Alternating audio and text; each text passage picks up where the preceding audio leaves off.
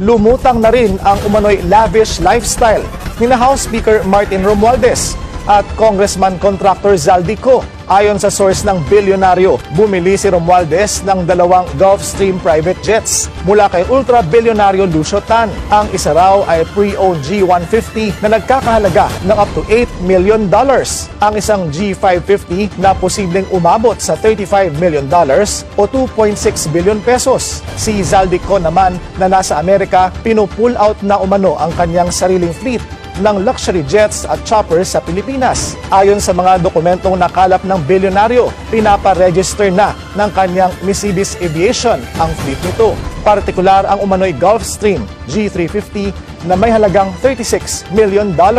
Ang namumuno sa aircraft leasing business ang anak ni Ko na si Michael Ellis Ko.